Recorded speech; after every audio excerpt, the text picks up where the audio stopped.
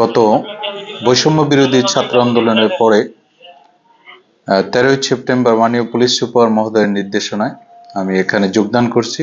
আপনারা জানেন এটি একটি বৈষম্যভূত ভঙ্গুর এবং যাত্রাতাত্র অবস্থার একটা থানা ছিল। সেখান থেকে আমরা অস্থায়ী কার্যালয় এখানে মাননীয় পুলিশ সুপার এখানে স্থানীয় জনগণের চাহিদার প্রেক্ষিতে এটা দিয়েছে। আসার পরবর্তীতে দেখলাম যে এখানে কাজ করার মতো আসলে খুব বেশি লজিস্টিক সাপোর্ট ছিল না। গাড়ি ঘোড়া, আমাদের ম্যাটেরিয়ালস যা আছে, আমাদের রেজিস্টার পত্র সকল কিছু বৈষম্যভূত হয়ে গেছে। তদুপরি স্যারের নির্দেশনা মোতাবেক আমি এখানে দায়িত্ব নেওয়ার পর স্থানীয় জনগণের সাথে কথা বলে জনগণের সহায়তায় আমি কাজ করে যাচ্ছি। তবে জেলায় আসার পরে আমি জানতে পারি এটি একটি ডাকাতিপ্রবণ এলাকা এবং দীর্ঘদিন এখানে প্রায় 500 থেকে 1000-এর উপরে ডাকাত আছে এবং দুটা গ্রাম আছে ডাকাত গ্রামই, এটা বংশ পরম্পরা এখানে ডাকাতি চুরি ডাকাতি করে। তা আমি এখানে আসার পরে আমার যে বিষয়টা আছে যে লজিস্টিক সাপোর্ট, এই সাপোর্ট খুব বেশি যে ছিল তা না, অনেক স্ট্রাগল করতে হয়েছে। আমি চেষ্টা করেছি স্ট্রাগল করে আইন শৃঙ্খলা পরিস্থিতি যাতে ভালো রাখা যায়। আমি আসার পরে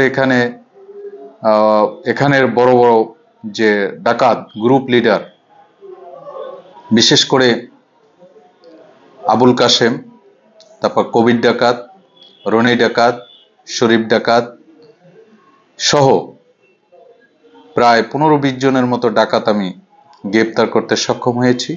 তাদেরকে ডাকাতি সহ আরো পেন্ডিং মামলায় চালান দেওয়া হয়েছে।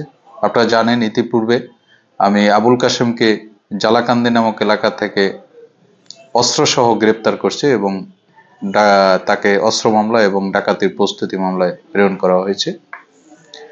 এখন আমি চেষ্টা করে যাচ্ছি স্থানীয় জনসাধারণদেরকে সাথে নিয়ে ডাকাতি এবং অপরাধ বিহিত কিভাবে জনগণকে ভালো রাখা যায়। এই জন্য স্থানীয় জনগণকে আমি উদ্বুদ্ধ করেছি, রাত্রিকালীন পাহারা জোরদার করেছি।